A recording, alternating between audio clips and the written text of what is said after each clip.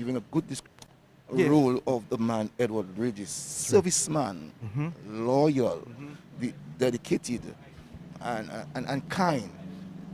If people know who is Edward Regis when he was alive and did not understood those terms, they really did not know Edward Regis. Yes, as you said, and he was also a very jovial person. You know, there was never a dull moment with Edward. Whenever you come across Edward, he'll have a little joke to give you now and then. So he's also a very jovial person. Also, he worked in the Office of Foreign Affairs, so I suspect that, especially as people have in masks those days, you don't really able to see the faces, and we can see. It That looks like should be a some person, family some member people, coming here, Cecil. or Yeah. maybe people from the Foreign Affairs Department. I'm not so sure, because from the distance and where we are, it's not possible that you'll be able to gauge these people, the faces of these people. Yes, but I strongly believe that that must be a family member who is coming here as the casket is about to be opened. And yes, Cecil? Yes, you're very right, Stephen. Family members, as I said, the mask will prevent you from actually knowing who are these people, especially having to find themselves wearing darkers, as we normally say, you know. Mhm. And I would presume that they must be his sisters because you know he had sisters, Yes. and as I said, his sisters and other family members were here, um, as the casket will be opened at 8:30, and people can come here and to view the body of the late Edward Registe. As I said, it's a very very sad day for Dominica, and as we mourn the loss of Edward Regis, who served as the Member of Parliament for Granby for some time. And a little later on, the body will be transported to Morteen and then to Granby on the church grounds of the Granby Catholic Church. And the truth is, today we're going to have a very long day. Ed would himself would have loved this because Ed was a hard worker, a stalwart towards work, and today because of the kind of man that Edward was while on earth, we here today will be doing suit to ensure that we work hard and work smart and work intelligent, so that other people around Dominica will know exactly who Edward was while we give our descriptive words about Edward Regis. But of course, Cecil, Edward Regis made a significant contribution to Dominica's development, to Granby's development, and you would have served with him as well on the National Youth Council for some time. And not only the National Youth Council, before Edward Regis was the National Youth Coordinator of the Dominican Labour Party, I was. So Ed became the National Youth Council, the National Coordinator for the Dominican Labour Party immediately in 1995. So from Cecil Joseph ended term 1995, Edward Regis took on until about 2007, 2008 as the National Youth Coordinator. And while he was being the National Youth Coordinator for the Dominican Labour Party, he made it his duty to ensure that every constituency in Dominica, the 21 constituencies and hamlets, would have a representative of young people or have a say in the Dominican Labour Party. And the works of Edward Regis is still here to be seen, because up to this present day, the National Youth Council, the Dominican Labour Party with its youth arm, which is called the LYO, the Labour Youth Organization, is still vibrant and alive, out of so much work that Edward Regis himself had to do. And then he went into the National Youth Council. He started the process with a number of us, and in 1996 and established in 1997, when the actual first executive after Pierre Charles in 1983 was disbanded.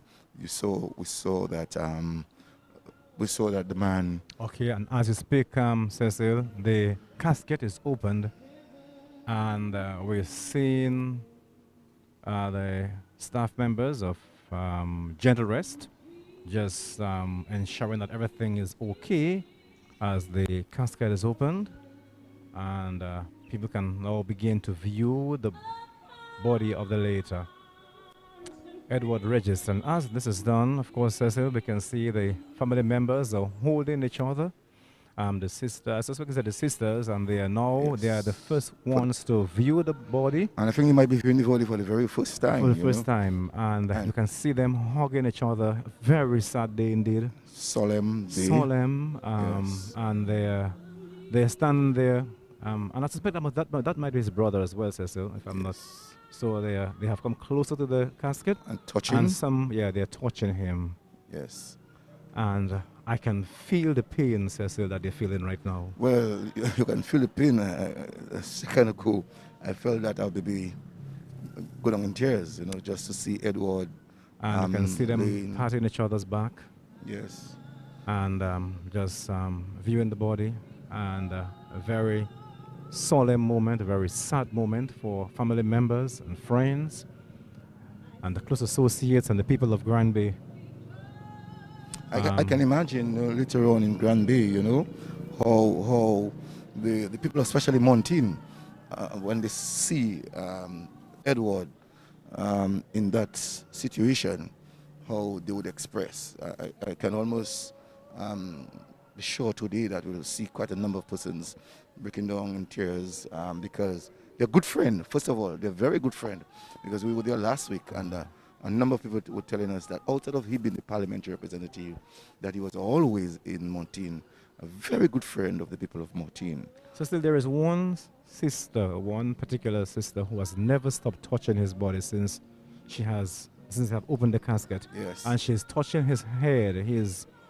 I know that he had one sister, Colleen. She's I'm not too touching him all sure. over. I haven't seen her for a very long time. Yes. I've not seen Colleen for almost 25 years. I'm not so sure if it's she, but she has been very close with Edward Regis herself. Okay, and here Ed, goes the other sister now, yes. touching him all over, Cecil. Yes. A very sad, a painful moment for them. I can just Yes. imagine. And she's in tears, and we can see that she must be the staff member of Gentle Rest, just trying to Yes. console her. Yes. Because the staff member of Gentle Rest have just taken her bag from her, and is holding her bag for her, while she is really just in tears and touching Edward all over, and it's really a sad moment. It's for me. Really a sad moment. For me, Stephen, getting goosebumps all over my body, emotional. Seeing Ed, it's not an easy one for me just to watch Ed.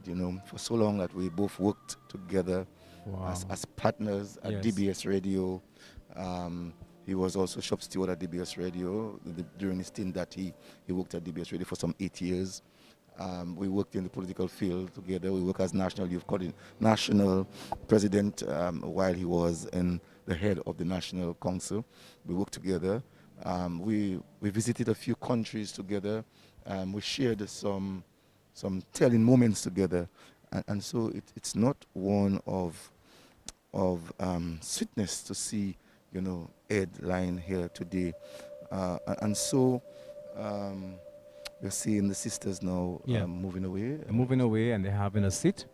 They have just viewed the body, and they're just having a seat right now. A seat. And as we said that the body right now has been exposed, and we expect a number of people to come here a little later on throughout this morning to view the body of the late John Fitzgerald Edward Registe. And I suppose a little later on, maybe when the body is moved to Granby, of course, his mother and other people will view the body. Yes, sir. As I told you, Alison and Colleen, as I told you, the one that was robbing him all the time, I sure it was Colleen. Okay. And I just went to her and I said, Colleen. So it's two of his sisters. Yes, and she said to me, Cecile, and it is good to know that she was able to make me out, Okay. And I can sense her pain now, because Colleen and Ed, they were best of friends. They were not only brother and sister, but they were best of friends. Colleen, when in Dominica in Grand Bay, when Ed himself was the LYU coordinator, and we would have gone by Ed, Colleen would ensure as a young girl to ensure that we have something to eat or something to drink. The mother in her own way, would always instruct Colleen, and Colleen has always been for me and many other persons would have known her, very obedient young girl, especially to her brother Edward. Yes, Cecil. And the gentleman is his brother. If I'm- I didn't ask the gentleman. I But will. I would presume so. That is his brother. But I want to say good morning to Christina Joseph, who has also joined us on the outside broadcast. Christina, good morning to you. Good morning, Stephen, and good morning to our listeners. It's good to have you here this morning, Christina, making your debut. Yes. On a very sad day, though, a sad day when the body of the late Edward Regis will be viewed by many people in Roseau and in Granby. Yes, Cecil? Yes, actually, he is the husband to Carlin. Oh, okay. Okay. So it's Carlin's husband. Colin's husband. Yes. Yes. So and Cecil, a little later on, I suspect that Edward's mother, Magdalene Regist, will view the body, and maybe when the body is taken to or transported to Granby a little later on. I would like to believe so. Yes, We would like to yes, believe so. and maybe also other family members and friends and close associates. But I was saying good morning to Christina. Christina, good morning to you, and it's good to have you on the outside broadcast. Of course, it's going to be a very lengthy day, a very long day. We're here. From here, we move to Granby, and then we're going to be in Granby for some time. Yes, we are. So yes, and of course, yes, Cecil. Well, we know, as we said, Ed is here today, Lion State. Today, a true Granburian, a South City man, a man with an African cultural pattern, strong within his core. And sometimes we speak about Ed and his whole political life, but not too many of us have actually spoken about he in the cultural field. You may not see him dance, you may not see him do the traditional things or sing and those kind of things. But Edward would ensure that he would go out for the Granby people to get sponsors, to manage them some way or the other. For instance, one of the biggest Cadas group in Dominica is the Midnight Groovers, and Ed himself, for a few years, was actually the manager of the Midnight Groovers. So that says quite a lot of his strongness of ensuring that culture remains in Granby, and that the name of the cultural capital would have remained in Granby. And Ed did not absent the fact of ensuring that the people of Granby get the necessary sponsors, the necessary things to make culture remain alive in Granby. He had a passion for culture, definitely.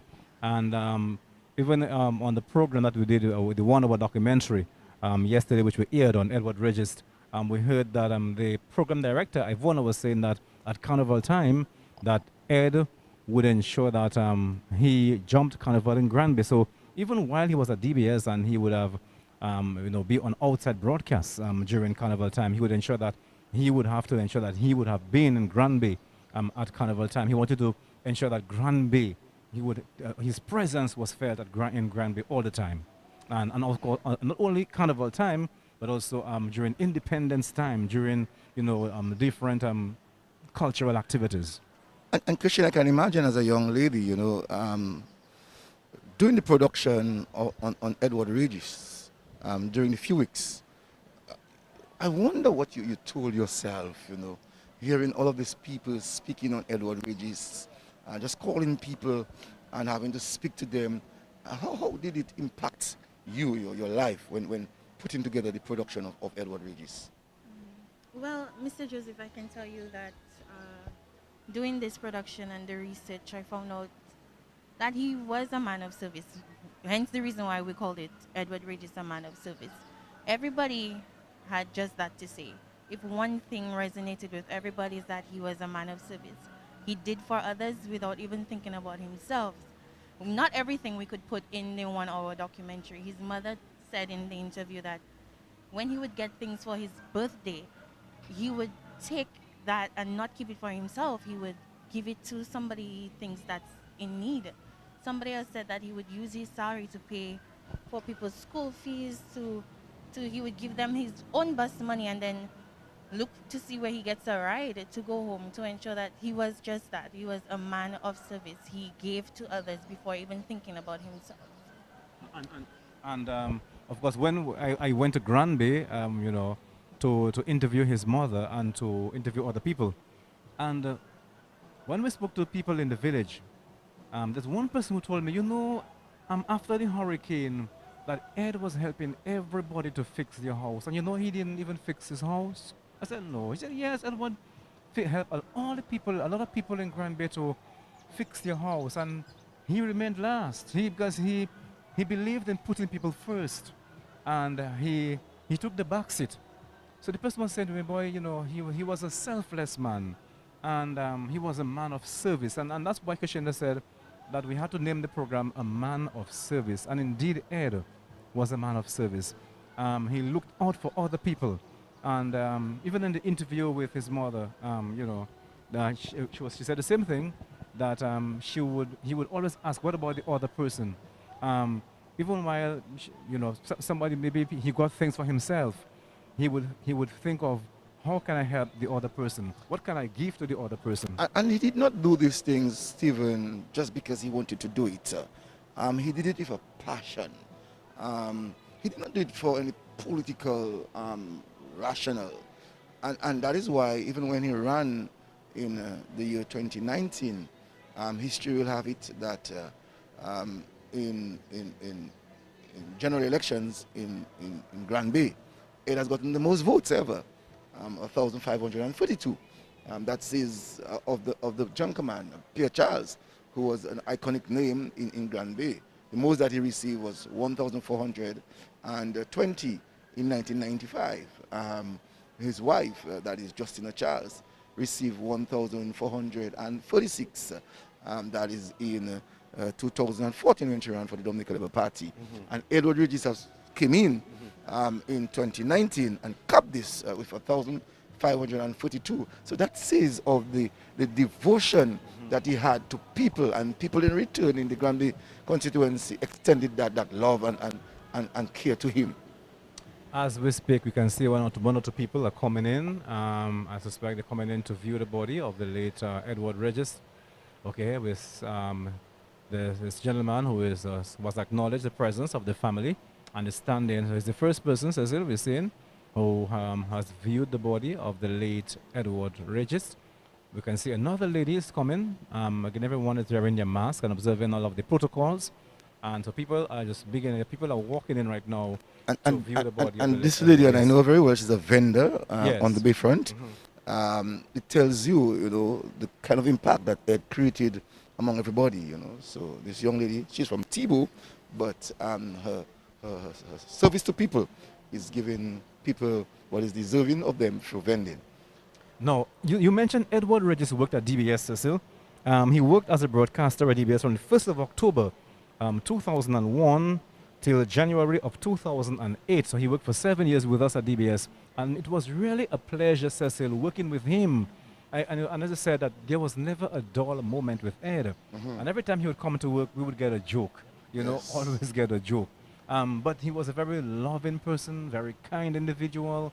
And I don't think anybody at DBS or anywhere would even have a clash with Ed, because he would make life so easy. He would, if there is something bothering you, he was always there, willing to help, to step in.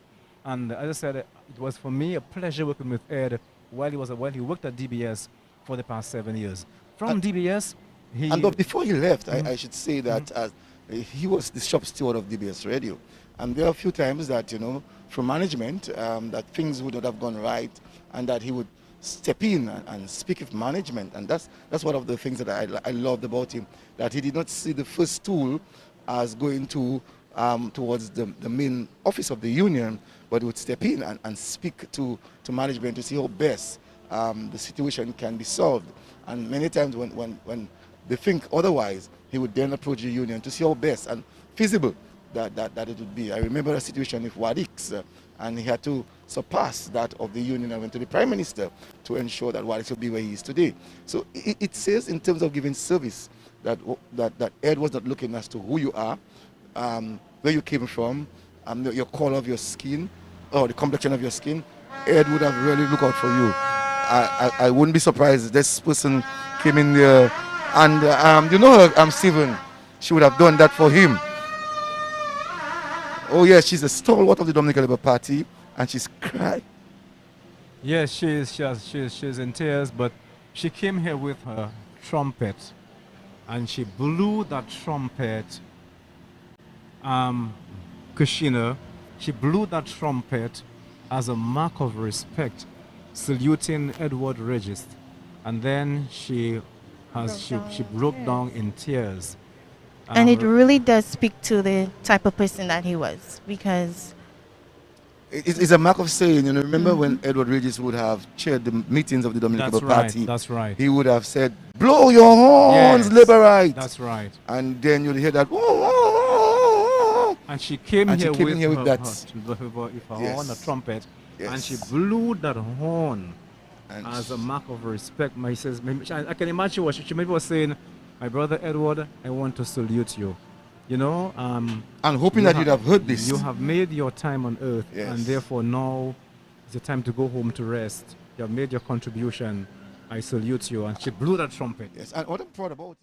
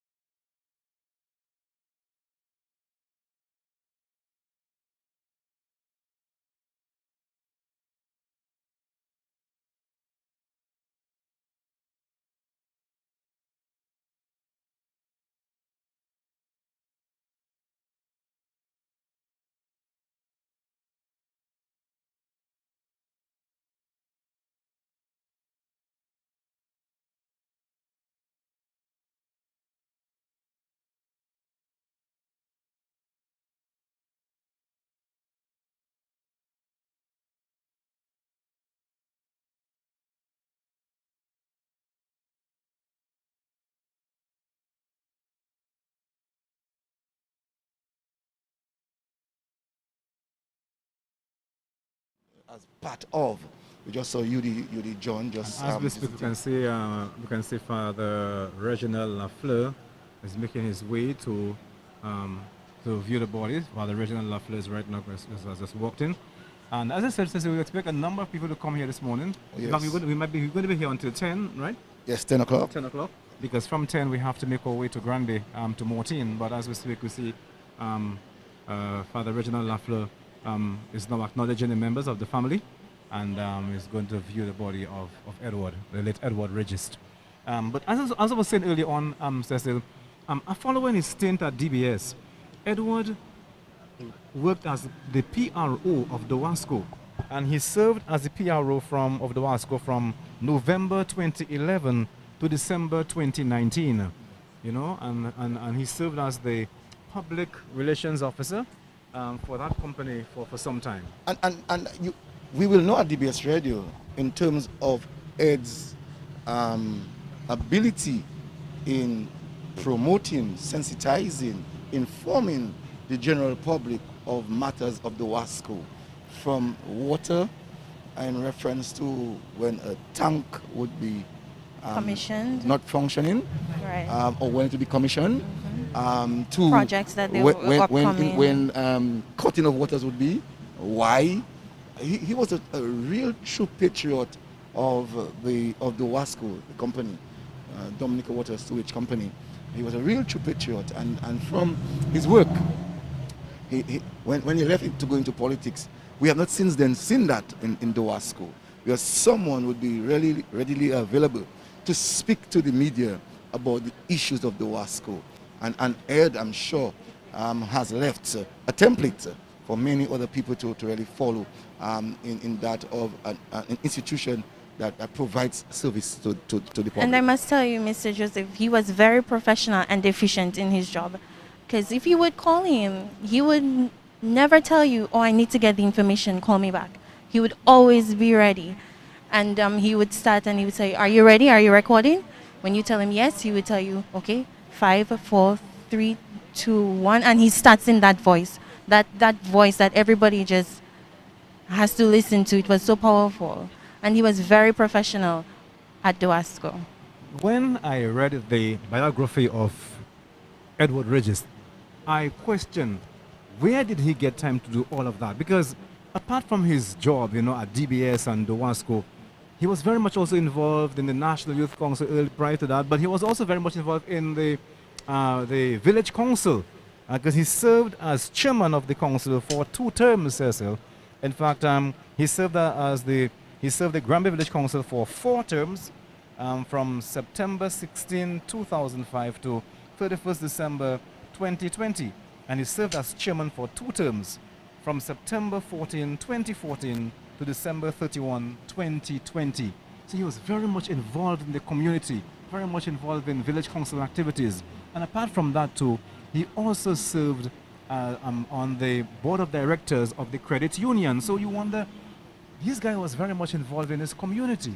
And what was good about Ed, even while being involved in the village council, he always disseminates information to the public. Or he must have a group of people working around him. So you'd find a Willie Favre, a Thomas Armour, always with Edward Regis, and these are elders of the community. And it would have sent me the message that Ed was always looking at the elders as a means of helping him to make things a bit easier.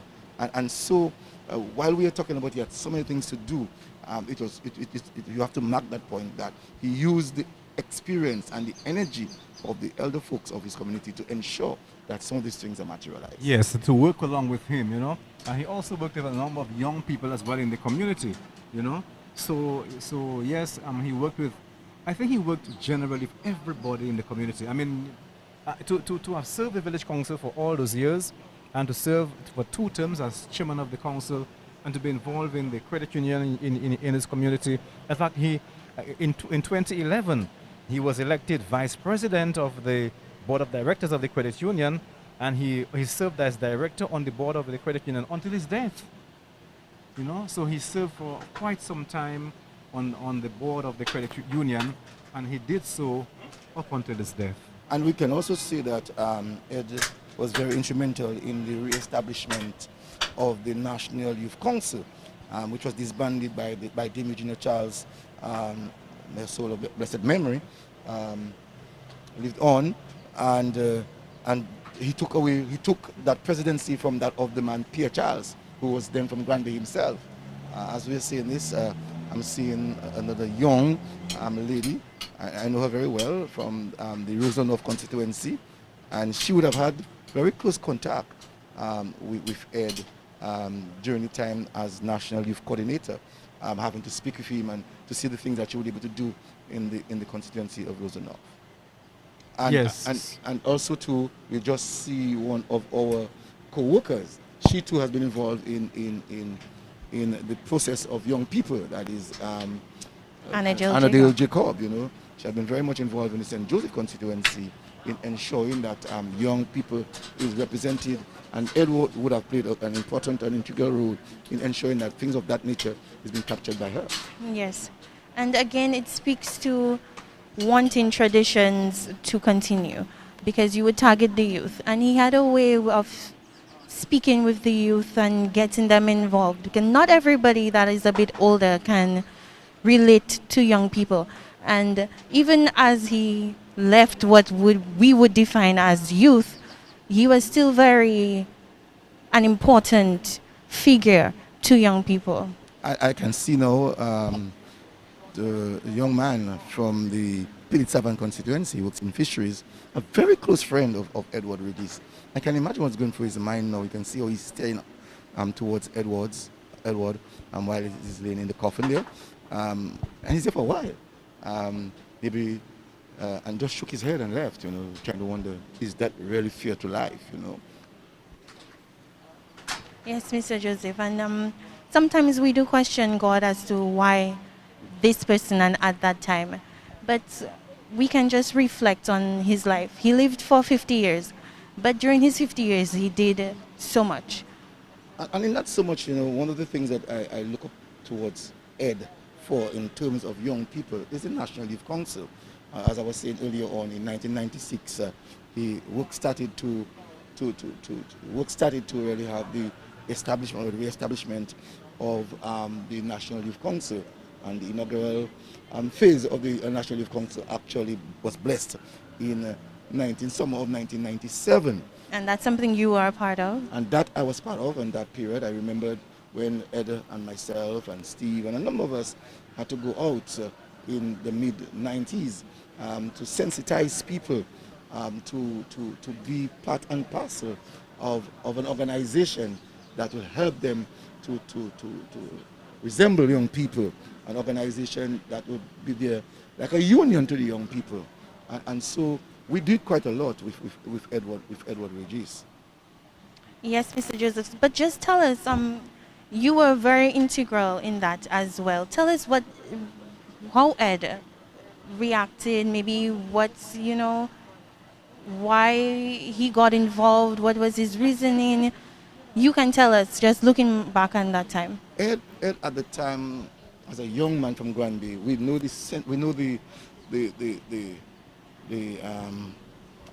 want to coin it in a very good way. We know the people of Granby and how sensitive they are towards people's development. And so Ed, coming from that community of Granby, himself felt it was important that we must have this organization for youth opportunity, for youth, to remove the youth marginalization at the time, to look at unemployment and underemployment.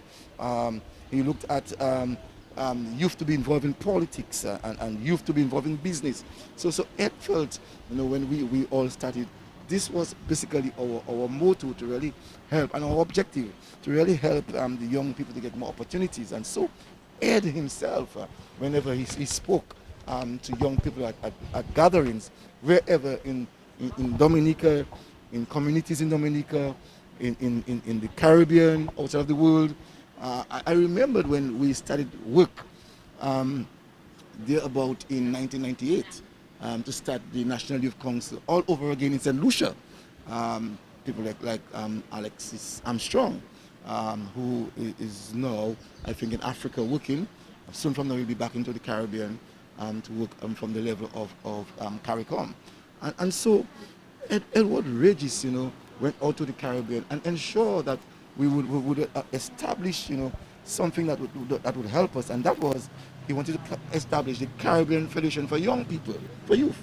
And so in 1999, we had in Dominica, the Caribbean Youth Federation. We had over 500 people, 500 young people from around the region, from Cuba to Suriname. And that was because we wanted to ensure that the works of young people are observed and realized. And so getting all of these young people from around Dominica, it was not a very easy one. And around the region, it was not a very easy one. Yes, I'm Stephen. Yes, Cecil, one of the persons who have just viewed the body of Edward Regis. And you're from Picheley, right? I'm from Maranatha Square, but I'm living in Bellevue now. But Yeah, and of course, you would have worked very closely with Edward Regis. Oh, yes, I did. Actually, he was a good friend of mine, and his mom is my godmother. But we were very close. Apart from politics, I knew Eddie way back. And he was always a loving person. He was always all looking out for everybody. Apart from politics, he has always been a good person in the community that persons could look up to, and he always wanted good for everyone. When you came this morning, you saw the body. I suppose a lot went through your mind. You remember the good old days of Edward, and I saw you just a while ago. You broke down. Well, actually, yes. I worked with him. Where I work, I used to see mostly every day. The last time I spoke with him, he said he always greets me. I always ask him to tell my godmother hello and all of that. And then, yeah, his mom is my godmom. And then I was not work the day because of COVID. We usually do one day in, one day out in the office. And then the following day, when I came to work, they told me he died. And actually, I got the call in the morning. And I really couldn't believe it because I would normally come across him in the morning because of where I work. But he'll be missed. We know he'll be missed. Sometimes I sit home and I remember him. He was really a person who wanted good, and I think his memory will live on because he really wanted good for Dominic on a whole and his community. I know he would have done well if he had stayed. Thank you for speaking to us. You're most welcome. My sympathies to you. Thank you. Have a blessed Stephen, I have with me Erickson Romaine. Erickson Romaine is someone that people, once they hear the name, they will immediately affiliate him with the Dominican Labour Party. I'm sure that you can remember the things that you did with Edward Regis. Oh yes, I did a lot with Edward Regis, including you and many others. Mr. Regis, I got to know Mr. Regis when he was president of the National Youth Council and when he got involved with the Labour Party. And Mr. Regis worked with us in terms of getting the party into power.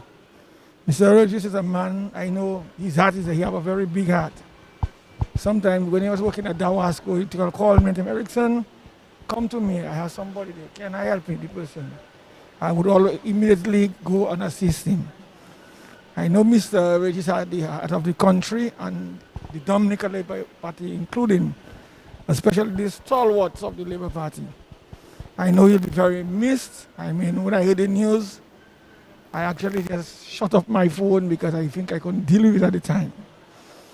So, in all, Mr. Regis will be missed by the Labour Party. And I don't know if we can get somebody who can really replace his voice, his charisma.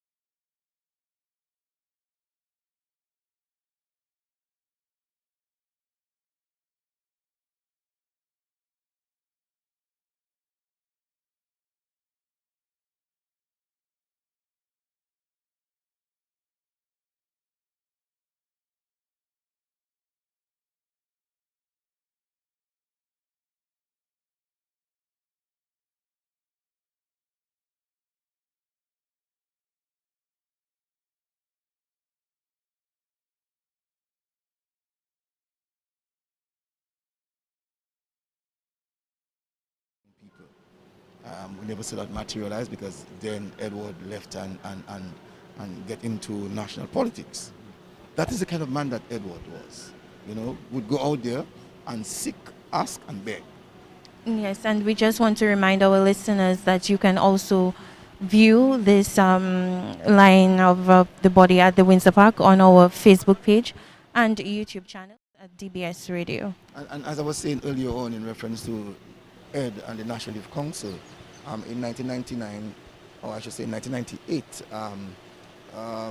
Dominica attended the 14th World Youth Festival in Portugal, and Ed was the head of our delegation.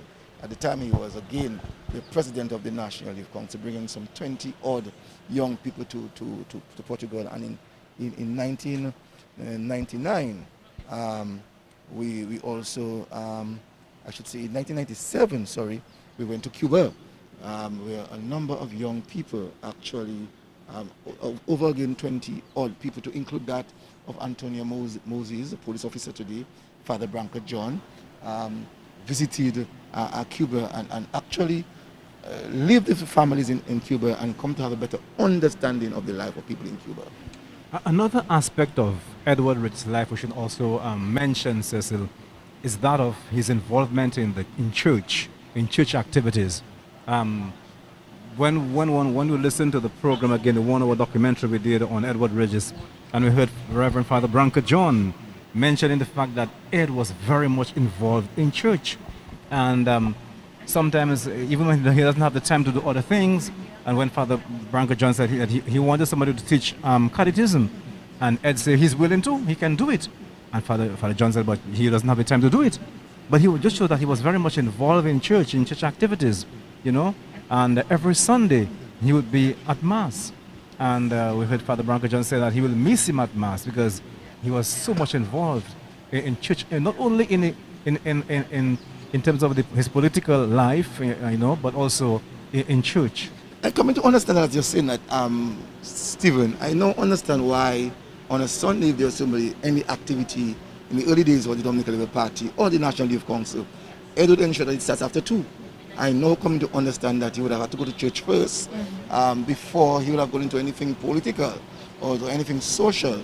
And that for me was just one of these days I was just thinking about it, that why when Ed was responsible for the National Youth Council, anything on a Sunday, if we had to go out and do a crusade to gather people into the National Youth Council, it would have to be after 2, And also to remember that Father Branca John would also have worked with Edward on the National Youth Council. Yes, for sure. Yes.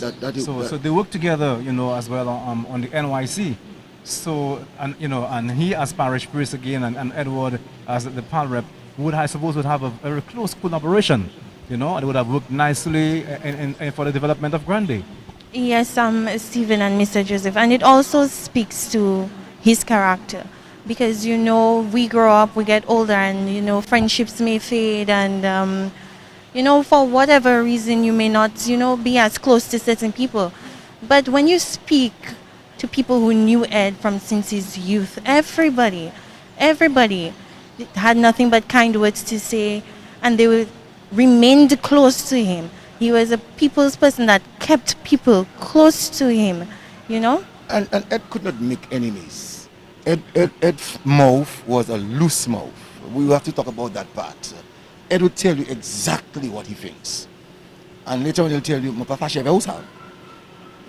and that's he was a no-nonsense person. No-nonsense person, Yeah. He would tell you as it is, Yes. the way he felt it's supposed to be said. You can't take that away from him. That's all.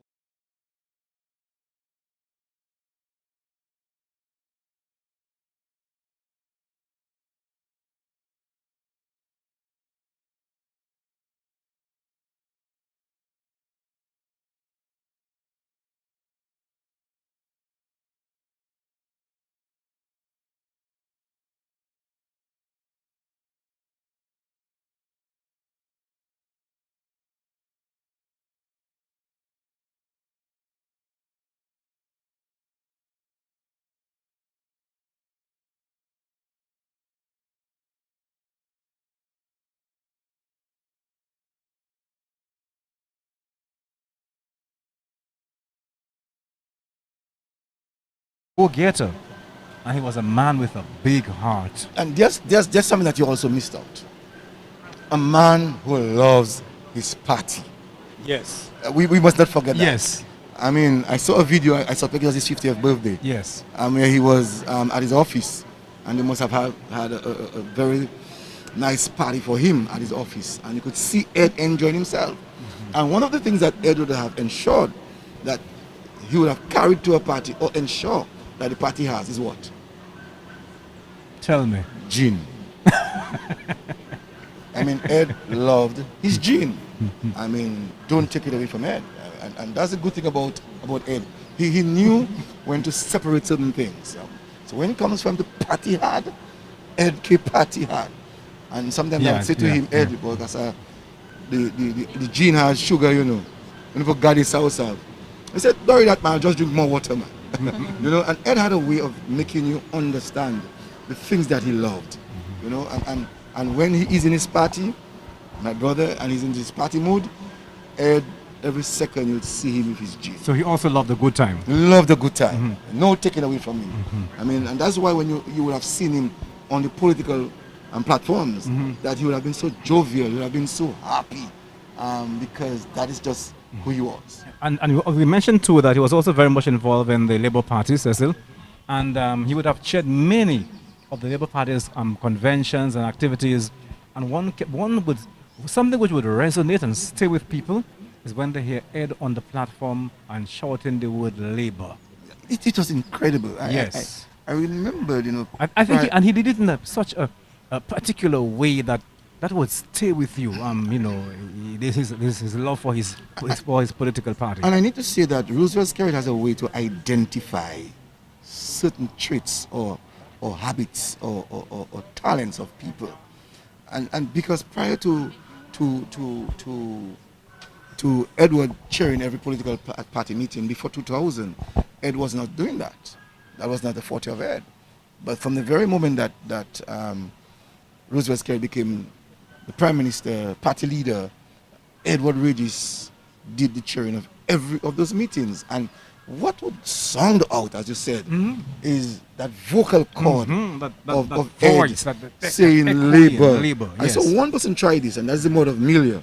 And she didn't have the, as we normally say, the lalin. Ed would do that for about 90 seconds.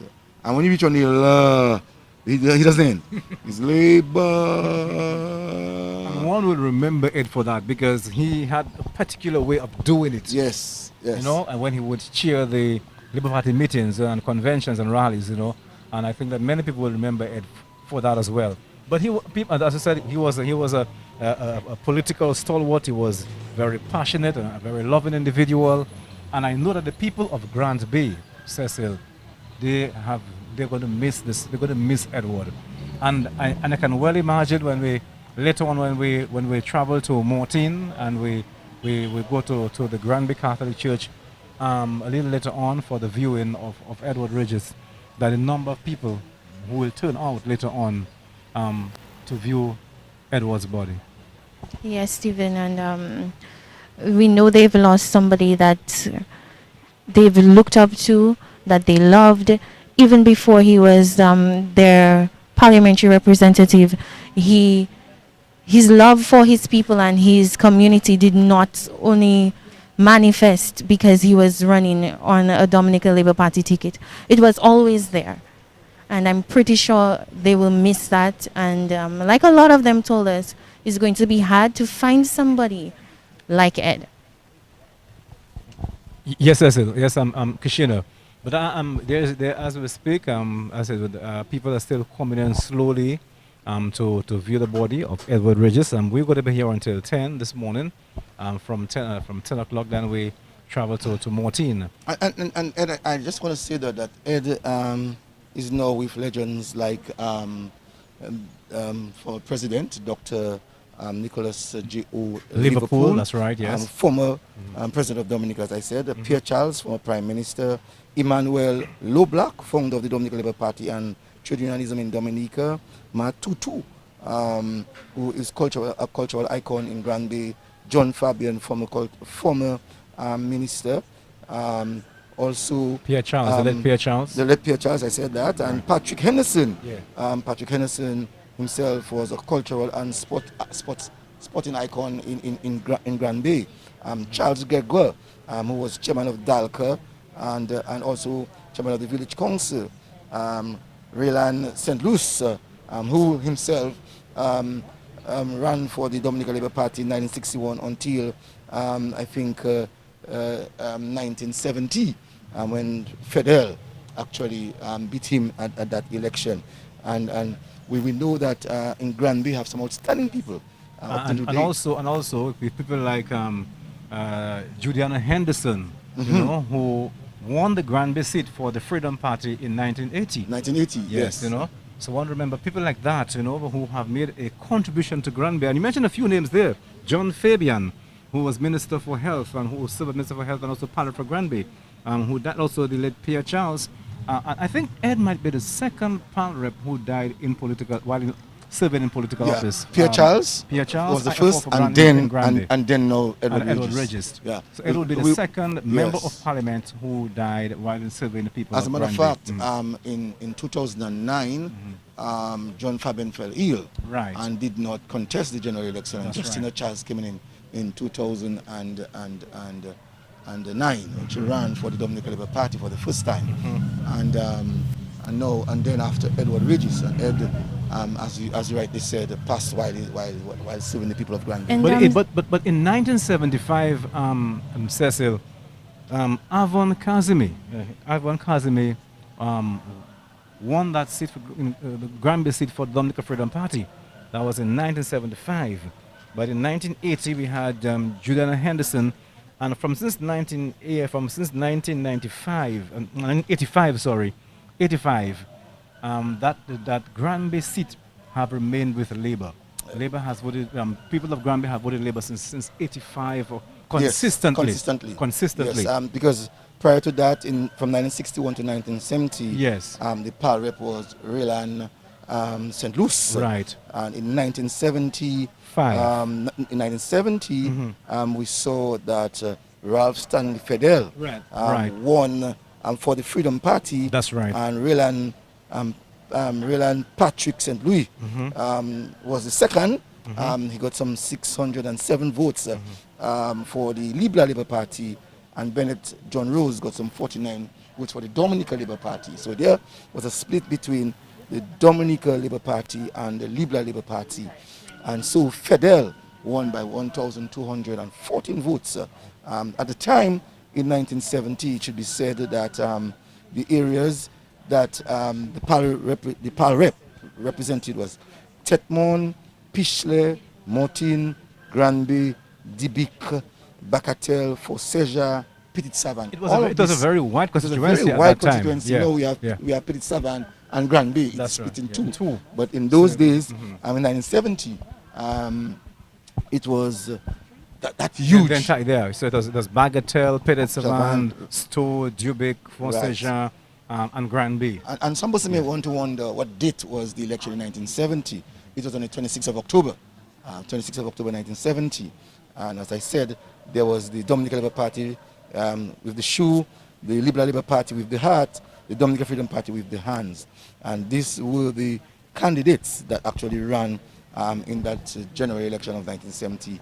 And on the 24th of March, 1975, you had at the time now, it was moved from 11 seats to 21 seats or 21 constituencies. The Dominican Freedom Party won, right? Yeah, the Dominican Freedom Party contested some 16 seats. Right. The Labour Party contested 21 seats.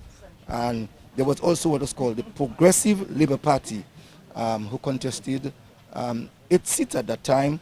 When I say 8 seats in general for the country. So the Freedom Party had 16 seats, actually contested 16 seats. The Dominican Labour Party, 21 seats. The Progressive Labour Party contested some 8 seats, and with Ronald Amor, who came from the Labour Party, as the leader of that party. And there was also what was called the Caribbean Federal Party, which contested some 6 seats in Dominica. But when you looked, also there was independent candidates. You had 6 of them with the clock, 2 of them with the tree, and 2 with the fork.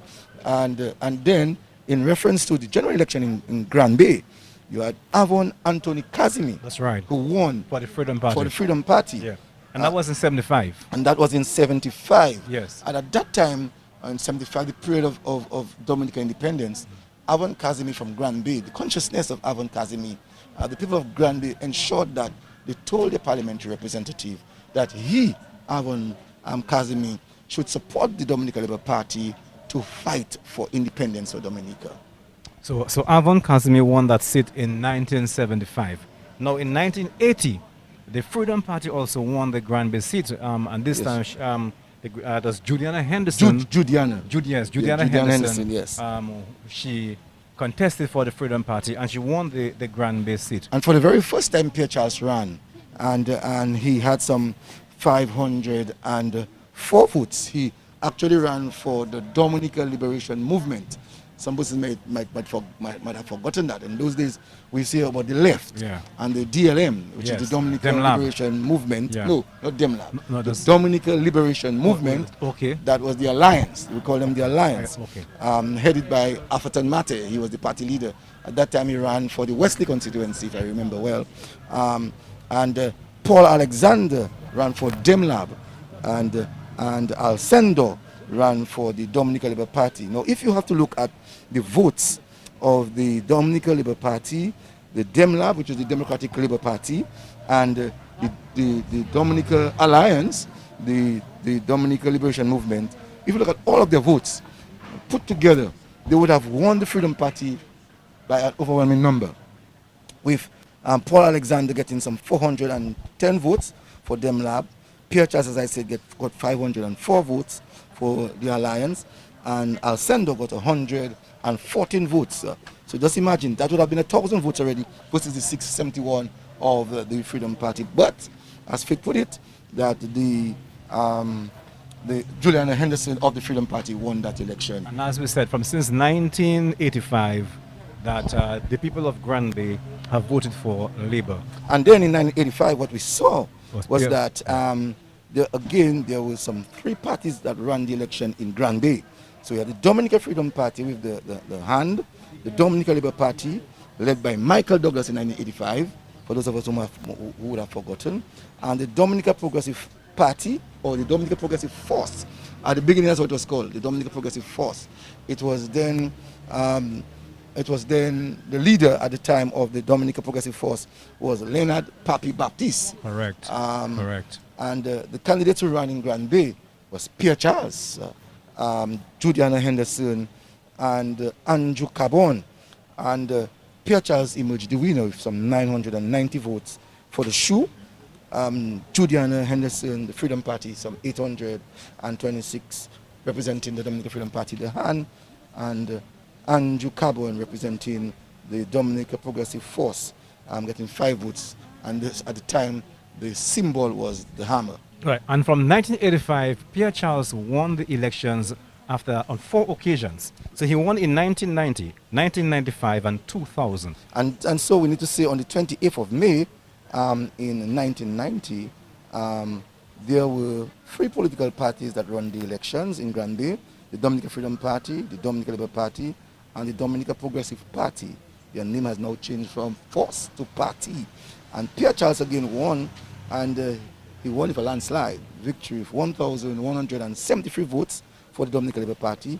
And Steve Mello, who many persons would have known, got some 706 votes for the Dominican Freedom Party. And Albert Thomas got 3 votes for the Dominican Progressive Party.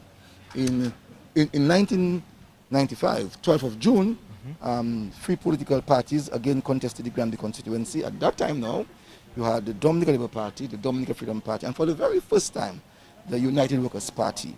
The candidates, Pierre Charles got 1,420 votes for the Labour Party. That's the most votes that Pierre Charles ever got, gotten for running for the Dominican Labour Party. Bonty Liverpool, I'm sure many of us would remember Bonty Liverpool. He ran and represented the Freedom Party. And John Baptist John got 93 votes for the Workers' Party. Yes. So yes, that's it. But and as we speak, Cecil, people are still coming in. People are coming in to view the body of the late Edward Registe.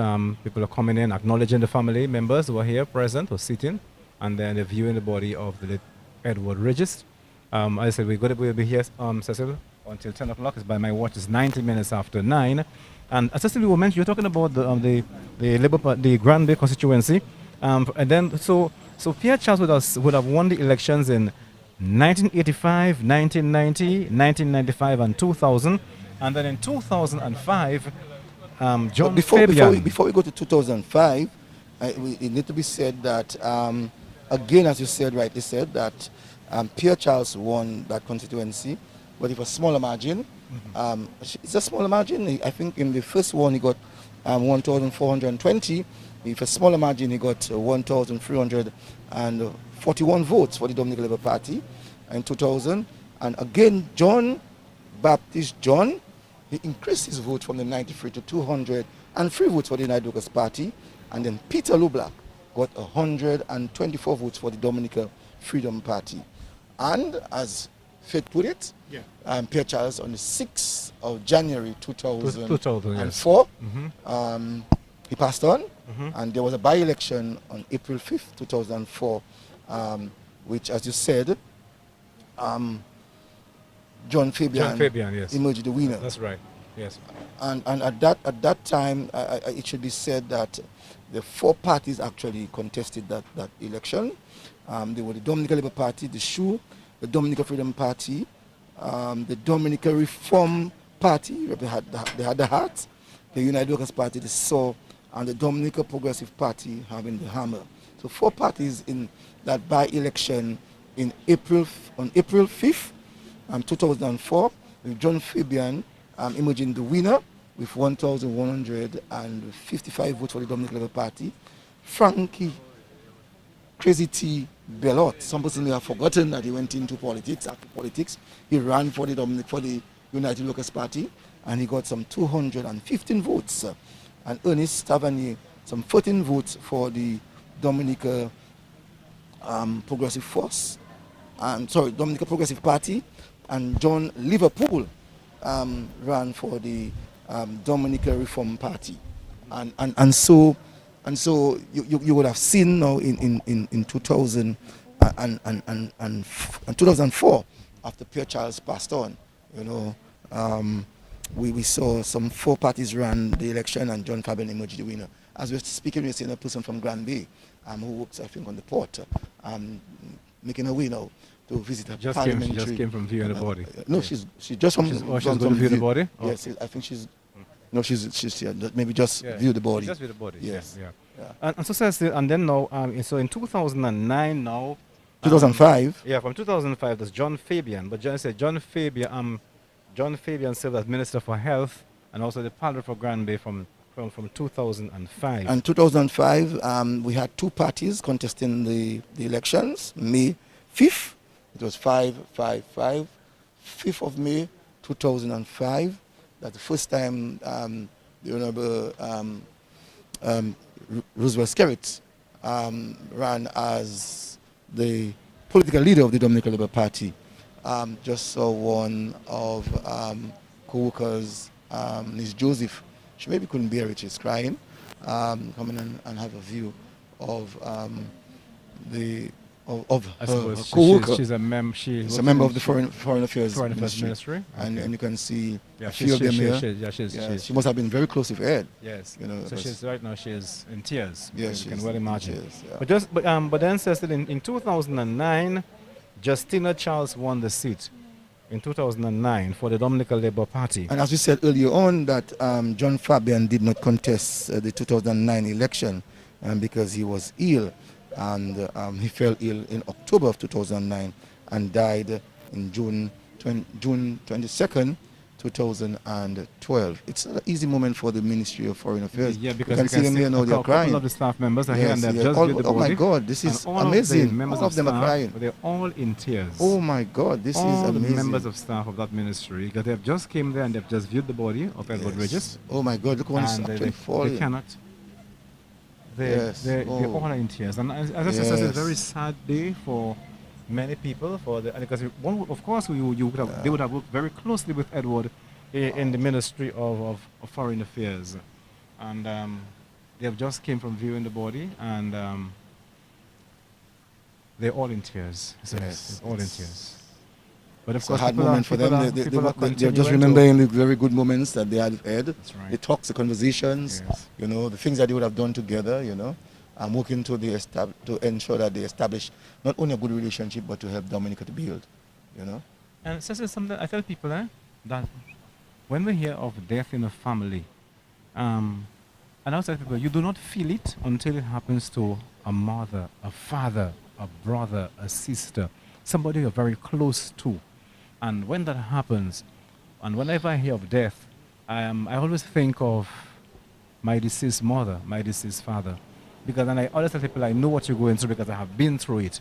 And you see, that's why I tell you, I can understand the pain that they're going through right now, because having gone through that, when your mother, your father, your brother, your sister, your auntie, your uncle, somebody A in the close family, friend. a close friend, I mean, has passed on. You feel last the week, person's pain. last week there was this good little friend of mine, he passed a few weeks ago, but last week Thursday, he got buried, and that's Ali Alfred, and thanks God for the mass.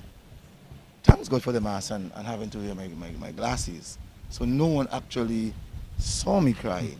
But for the But it's entire, okay, sister. It's good to cry. yeah, for the entire, okay. because I mean, Yeah. it was a touch. They were touching words, touching moments. Indeed. And I remembered Ali, doing a few things. I lived at Kinfield once upon a time, and Ali brother lived with me. And Ali, as a young boy, used to come to my home. We spoke on a number of things. And so I remembered and I reflected, of the life of Ali.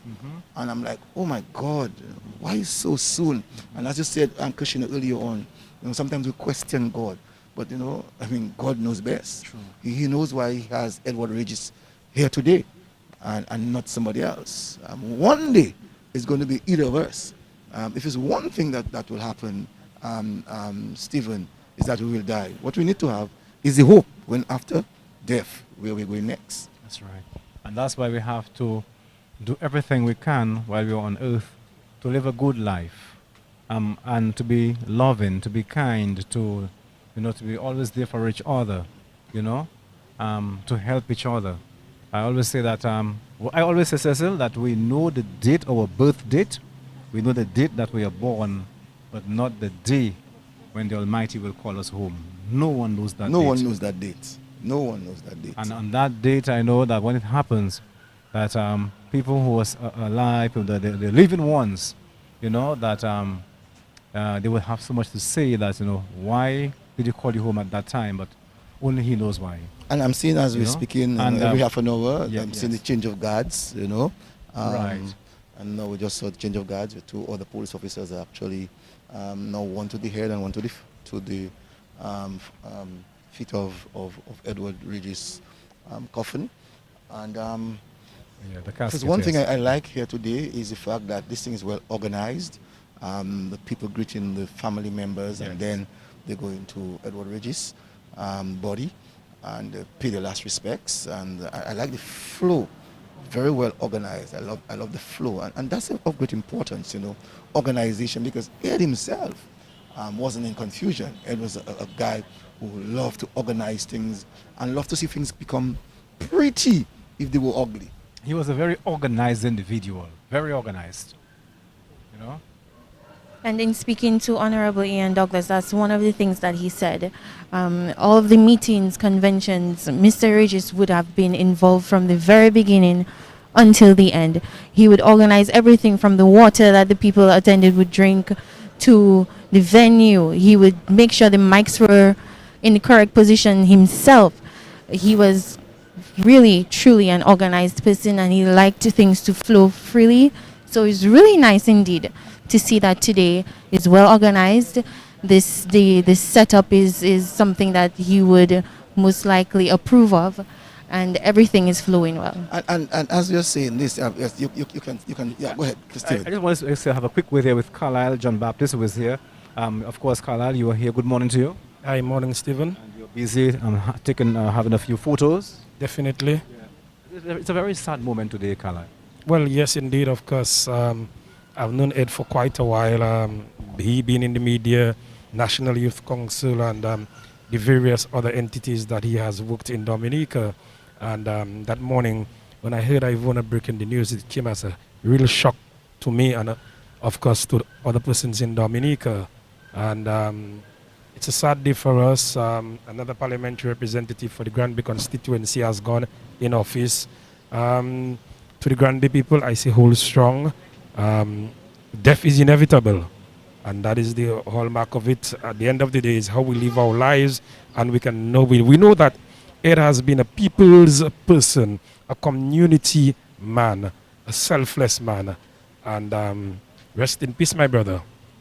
All right, thank you very much, and I see you continue to do your duties here. You're having a few photos, so that people can remember the late Edward Regis. Yes, indeed. And like I said earlier, Stephen, is basically how you live your life. And everybody will remember Ed for the kind of work that he has done, not only for the community, but also for Dominica, a youth person being involved in national youth. And Ed, I mean, culture, everything. A churchman, Village Council. everything. Credit union, in fact. I remember many years ago when I was on the Dominica Cooperative Societies League Limited, his name came up as a person of interest, and we nominated him, and I served with him on the board. So we've worked together for a number of years in the credit union movement. All right, thank you very much. All the best. Have a great day. You too, Stephen. Okay. And as we were talking about Ed loving to plan, you know, I was going through my notes last night, you know, because I tend to put things together of meetings and organizations I've been involved in. And I remembered some years ago that we had a planning committees for a special delegates conference. And Edward Regis and myself were given the mandate to see about it. If you can see, you know, for promotion, it would be Ed and Cecil. If for promotion, it would be Ed and Cecil. For mobilization, Ed, I remember, was responsible for mobilization. Filling of vacant position in the executive, Edward Regis was responsible for that.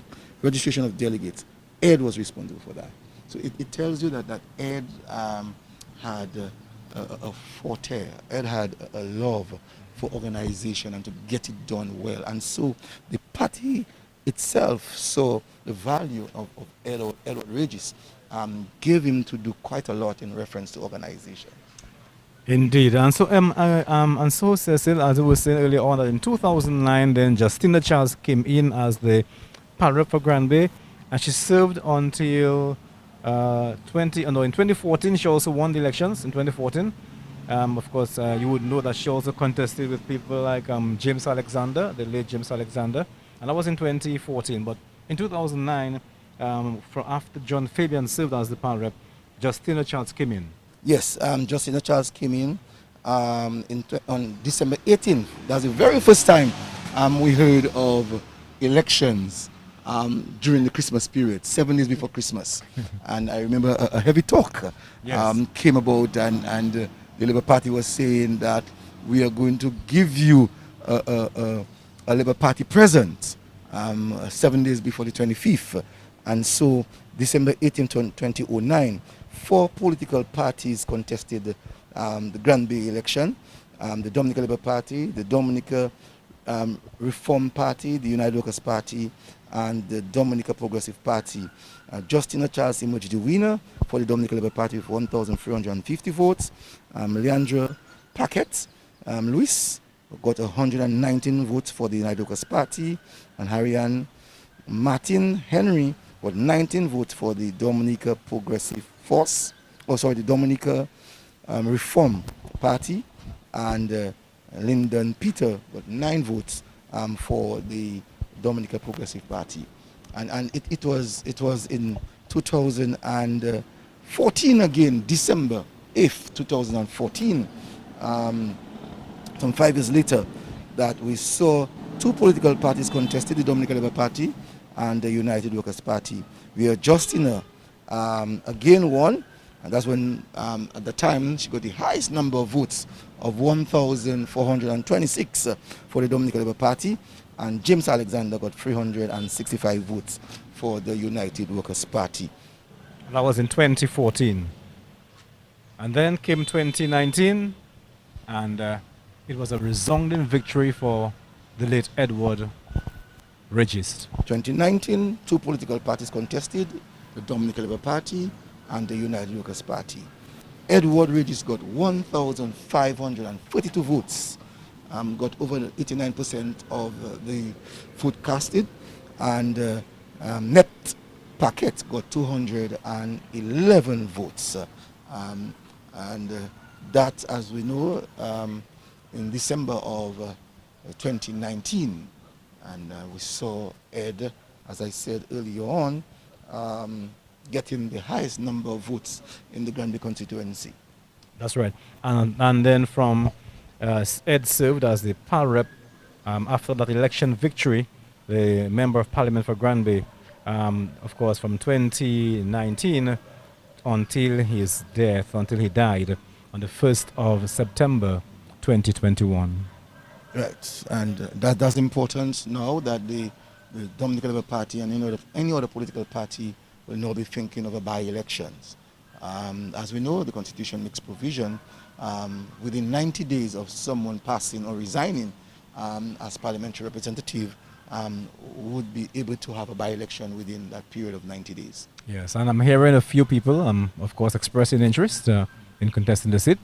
That we'll have to wait and see what happens a little later as to who's going to replace the late Edward Regis, who's going to walk in that big shoe. And to be a people's person, to be a committed person, to be a community-oriented person, to be a kind and loving person, to have all of the attributes of Edward Regis, who is going to walk in that big shoe and to represent the people of Granby, Cecil? Well, in Granby, as I said earlier on, that people in that community are very, not only sociable, but they are very sensitive about people's development. So you have found persons who have represented Granby, from Casimir down to Edward Regis. They have all given some meaningful contribution to Granby and some good representation for the people of Granby. And so I'm sure that the constituency of Granby and the Dominican Labour Party and any other party that's going to be running will be looking for people who have actually contributed a great deal within the community.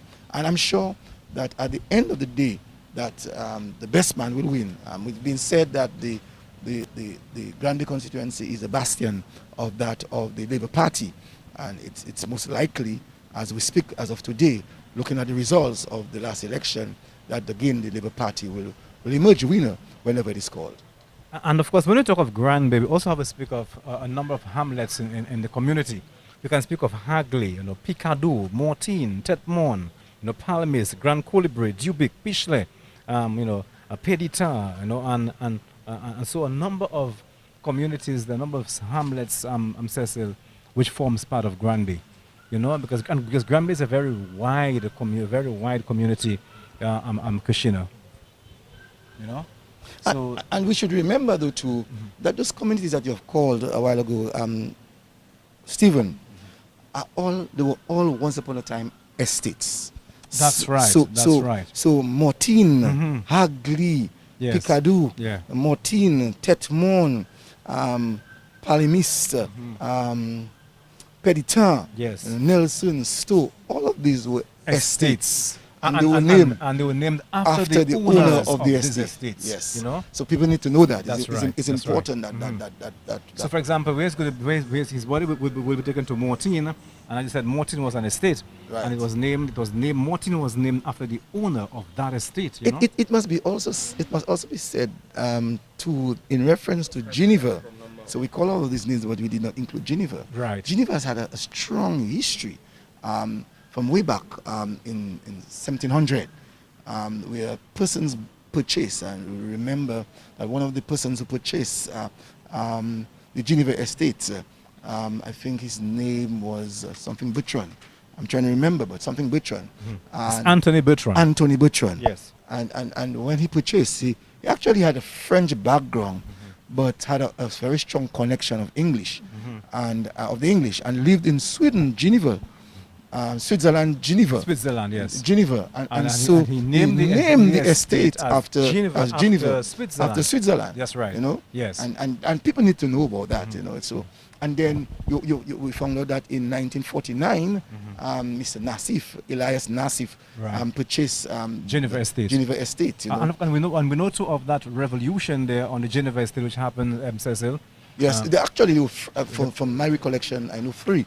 In 1778, yes. In 1778, that was the slave uprising, and in 1791 and 1974, in reference to the issue of land use and I think squatters. squatting of land. So you had some serious revolution in 1974, and we still have some people that are alive who were part and parcel of that upheaval. Sorry, in 1974 in Grand Bay. In 1974. Yes. That's right. That's right. But as we speak, people are still coming in to view the body of the late Edward Registe. Of course, this is CBS Radio Live. We are bringing you live coverage of the viewing of the late Edward Registe. Of course, we're here on the basketball court of the Windsor Park Stadium, and we're bringing listeners the viewing, a live viewing of the body of the former PAL rep for the Grand Bay constituency. It's a lovely day, beautiful sunshine, Cecil, lovely weather. It's very, in fact, you're under a tent and you can feel the heat really bearing down. The heat is really, it's a very hot day, very humid day. And of course, as we speak, Kashina, more and more people are walking in to pay their last respects. Yes, to and the we late see Edward a lot Registe. of people who are coming in their red, representing the party that Mr. Regis was a part of. And, coming in solidarity to pay their last respects. That's right. And so, yes, And Stephen, we talk so much about the Kalinagos and the Kalinagos, but we have never, in the history, we seldomly mention the fact that Granby, and it always reminds me of that, that the Kalinagos were part and parcel of among the first inhabitants. was first set of inhabitants yes, from Granby. the Amerindians in That's right. South America. Yes. And they had a very large contingent of Amerindians in Grand Bay. And it always used to remind us. In fact, Cecil, the Kalinagos were the first inhabitants in a number of communities yes. around Dominica, including Granby. Yes. Yeah. Yes. And when of course, when you... And they were the ones who named, gave it the name Berikwa. So the Kalinagos were the first to actually name the area Berikwa. So when you hear Berikwa Grand Bay, basically, is it a repeat of names, or what are you saying when you say Berikwa Grand Bay? Because some persons say Berikwa Grand Bay. Yeah. I'm trying to wonder. But I know. Or is it Berikwa community? Berikwa, I know for sure they say that Berikwa is like the Kalinago name, the name given to Grand Bay. So that's many years ago when the Kalinagos settled in Grand Bay. But apart from that too, we would know that there are a couple of names that you would associate with Grand Bay. A couple of family names, Cecil. Yes. Henderson is for sure. That's right. You A couple of family names that you'd come across. The Registe. Right. So you find, and one of the reasons for that is, as I understood in history, is that a lot of the Kalinagos, when the English came in, they started with the subdivision of the island and started to sell lands. The Caribs went into the higher lands, and when they went to the higher lands, they went to a number of areas in Dominica, and some of the areas that they would have gone through is the Bacatel, it would have been in Pichle, in Dibik, those communities there, and then they would have met with a number of people, and so that's where you get the Darus, the Fontaines, the Darus, the Anselms, the Loras, So these are a couple of the names, Cecil, that you come across, Yeah, so the Fontaines, the Darus, the Anselms. Good morning to you. Somebody said good morning to me there. So is that the names, Cecil, you come across? The Fontaines, the Darus, the Anselms, the Loras,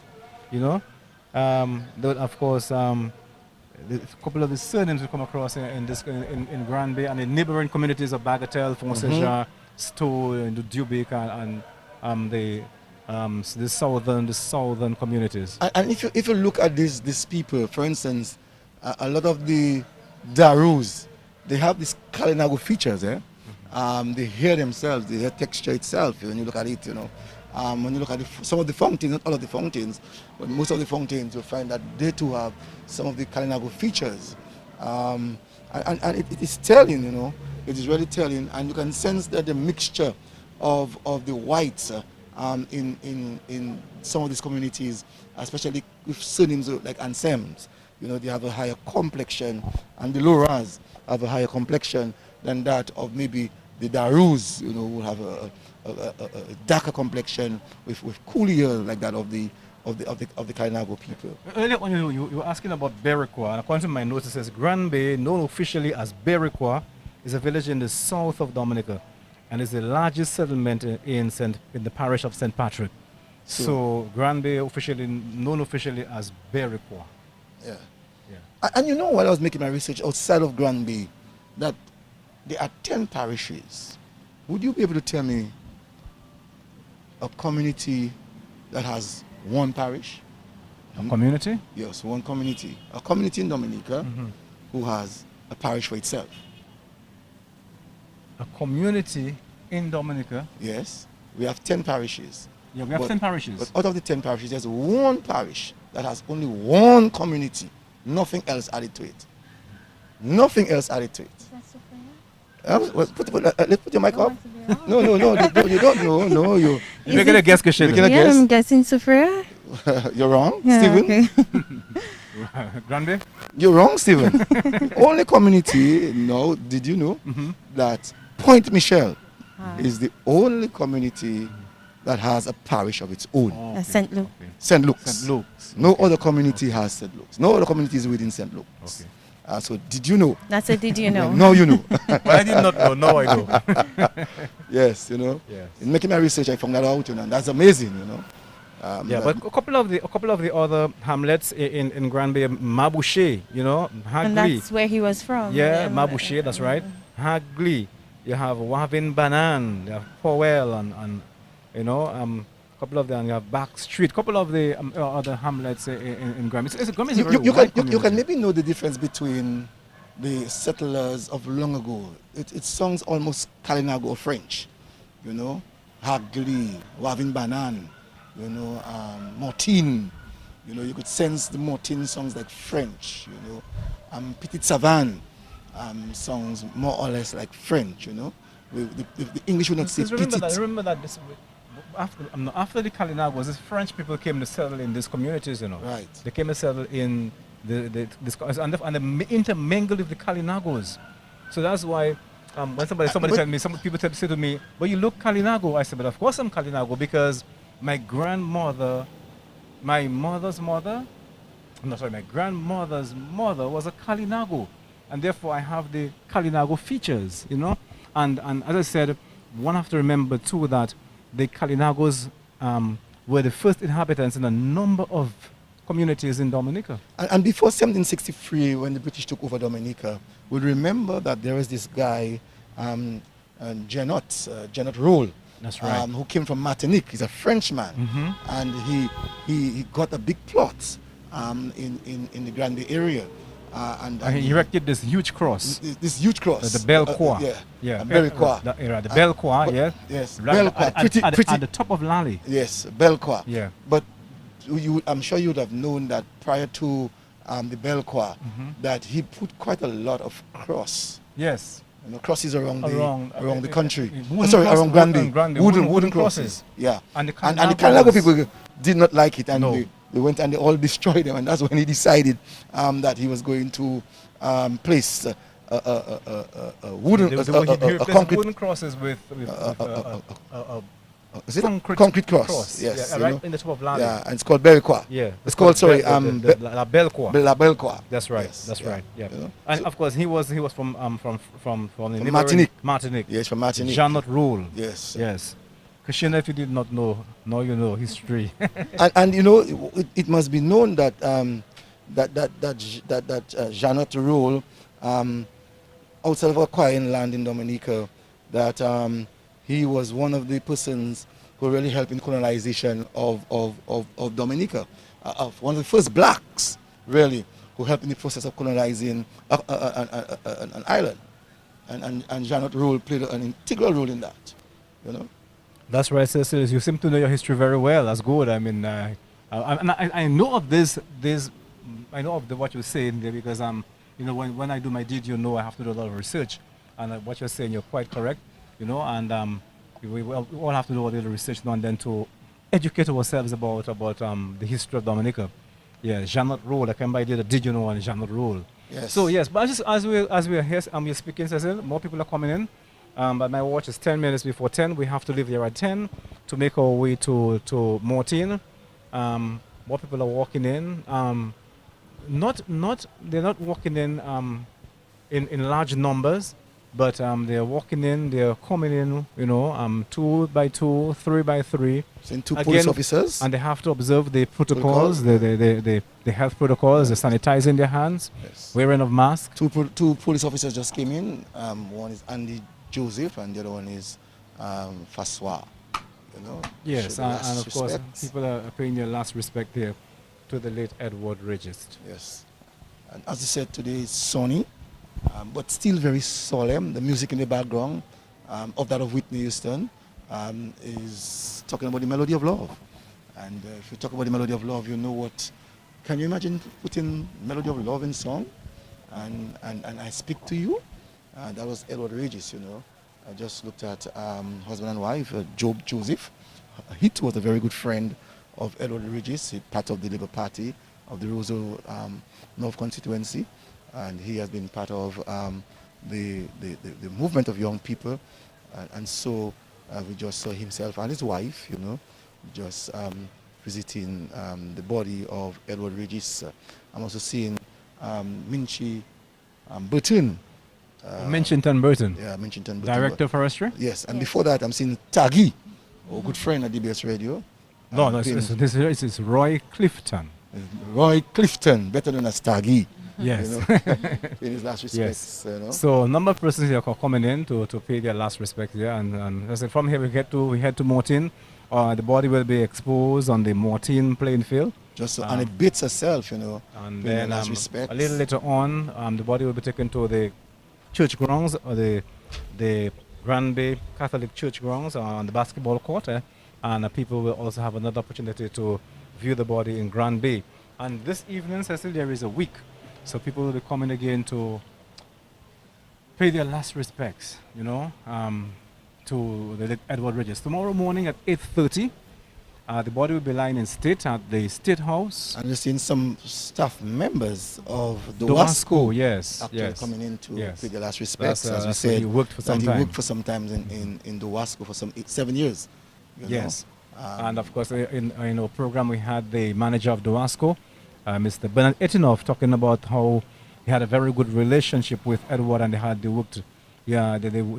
worked nicely during his reign, during his tenure at Dowasco, as the PRO for that company. And as we speak, we see a couple of staff members now just coming in to view the body of the late Edward Regis, paying their last respect to the late John Fitzgerald Edward Regis. And it's his name was John Fitzgerald Edward Regis, but he went by Edward Regis. Mr. Joseph, do you know why he?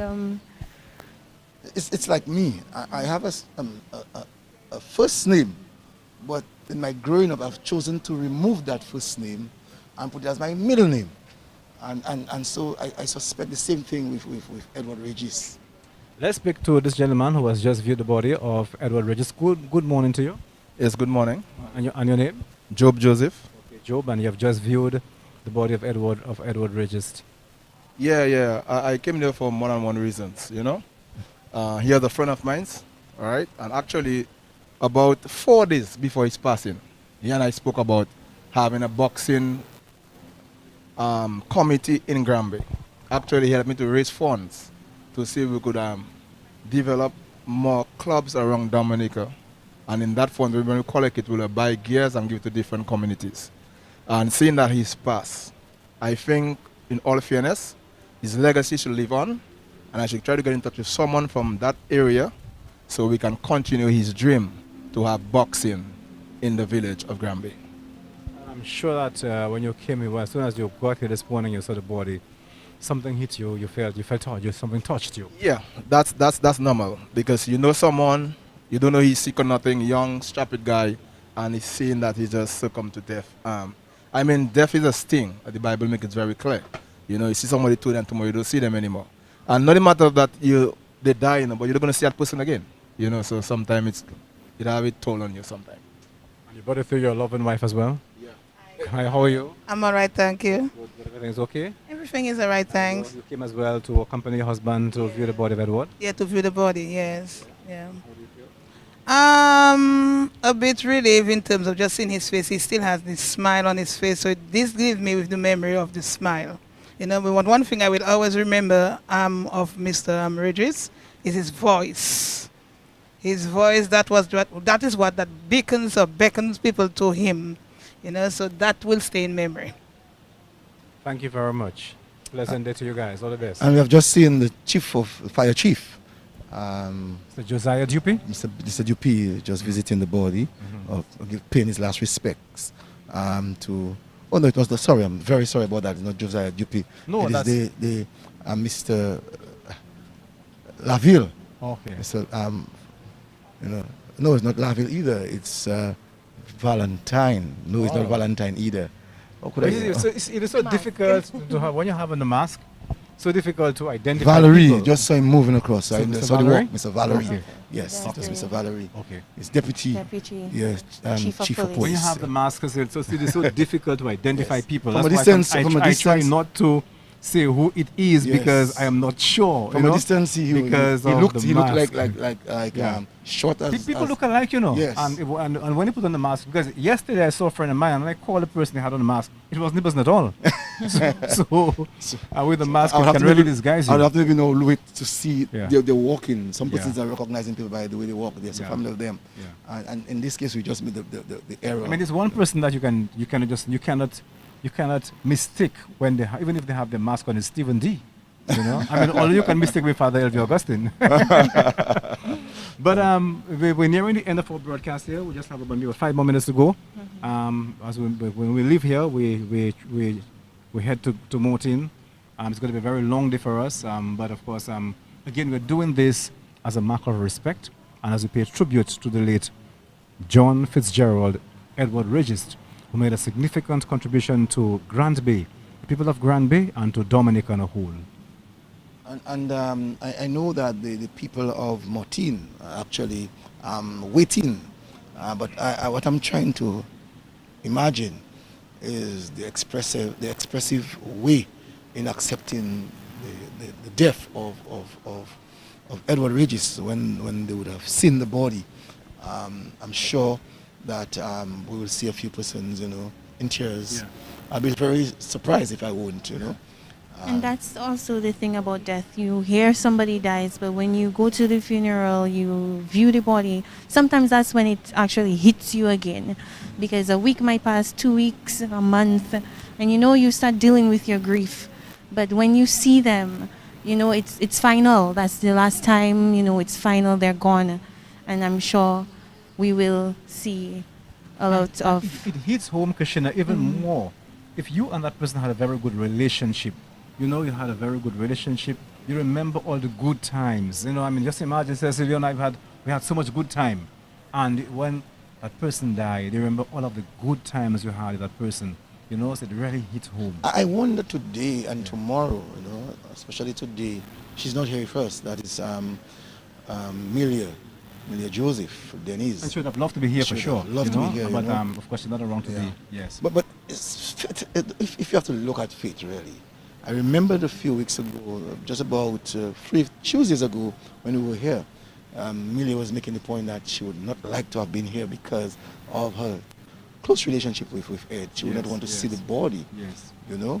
And today she's not doing very well, That's right. and so she's not able to view the I spoke to her body. just a while ago, earlier on, you know, and Yeah. she's listening.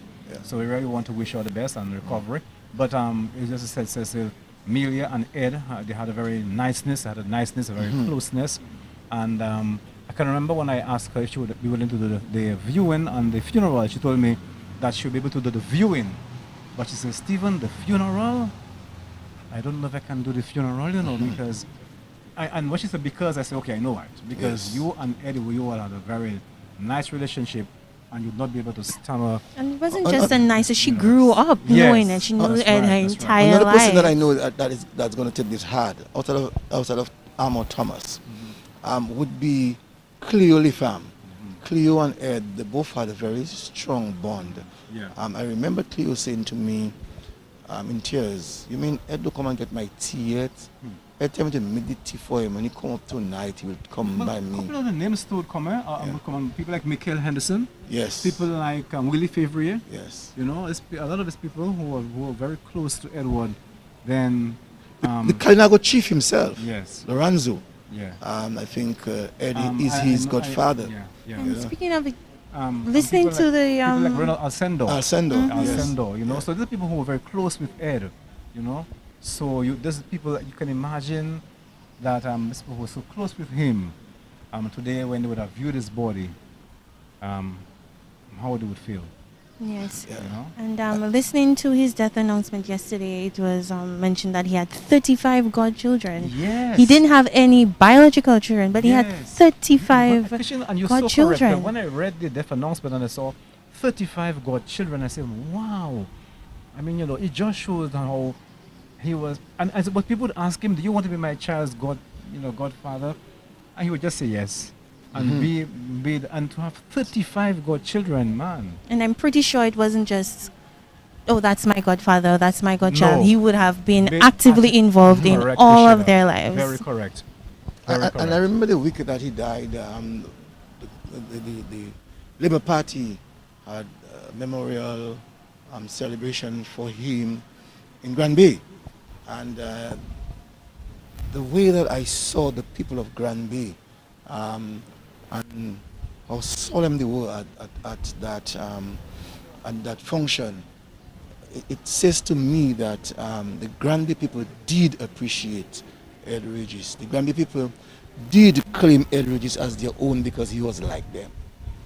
And it says, as a people, as a person too, it has given me a lesson that based on how we impact the lives of people, that later on, even if we won't hear it, but later on, the world will say who you were. And the world will express the way they feel about you. You see, Cecil, Edward Regis was not only a pal rep, he was a people's person and he was deeply involved in the community. In other words, Edward would walk the community, not just being the pal rep, you know, because people would see him in every corner in the community. So, because you could be a pal rep and not be seen by people in He your was a in your community community. man first. But Edward would walk the community. And it's a good thing that he never You know? drove. I mean, can you imagine 50 years in this Yes. modern time? Yes. You never went at the back of You're a steering wheel? I know. I mean, in this modern world, Yeah. parliamentary representative? Yeah, he would be driven to work by Amor sometimes and other people. You know, Amor Thomas, like, many times I would see Amor Thomas driving him to work and other people as well would drive him to work. So he has never been behind the steering wheel, the steering wheel. Just saw the daughter of Felix Thomas visiting the body, and also that of Christian, Clarence Christian, who himself is a stalwart of the Dominican Labour Party, just visited, showing his last respects to the man Edward Regis. And as we said earlier on, that this is well organized, people are coming in, trickling in, and the social distancing is being maintained. And really and truly, it's a good way that people will remember Edward Regis for the things that he has been able to do and to impact people's lives. Truly. And like I said, he was a community man first. He wasn't somebody who went out to the community because he wanted to become the parliamentary representative. He represented people despite what position he held all over the country, wherever he went. I want to have a quick word there with Vananda Raymond. Vananda, quickly, good morning to you. Good morning. Hi, Stephen. Of course, we want us to have a quick word with you, Vananda. Of course, you just came from viewing the body of the late Edward Regis. Yes, I did. Edward was my friend. We worked a lot together in terms of the formation of the National Youth Council. When I worked at the House of Assembly as clerk of the House of Assembly, he was a parliamentarian and also deputy speaker. So we have had a long relationship. He's also a family friend. So it is a loss, a deep loss for me. A deep loss for the community, particularly as a chief librarian, Ed was interested in the library service. He showed total commitment to the development of the Granby Library and support. So I look forward to getting another representative who would provide that support for us also. But really and truly, it is a deep personal loss, a deep family loss, and also a loss in terms of the organization that I serve that he also assisted with. Thank you very much, Vananda. You're welcome. And Stephen, that's something we just learned. Hmm? That Ed was very much involved with the public library to ensure that it continues in the Granby constituency. That's amazing. It really is. I mean, apart from just being the parliamentary representative, he served as a councillor. He also served as chairman of the village council, and the library at Granby shares space in the community center. I mean, we were next door to him. So for a number of years, you know, Honorable Registe, who we refer to as Ed, has been almost a part of family member of the Granby Library, providing support and showing a keen interest in the planning of activities, in improvement of that library space. As a matter of fact, work was ongoing in terms of improving the space, and he was instrumental in that as well. So I really look forward to continued support. Thank you very much, Fernando. All the best. Have a great day. Yes. And you know, Stephen, I'm trying to think in reference to the funeral home, Junkeres. Ed was very close to the family members of Junkeres, the Henry family members.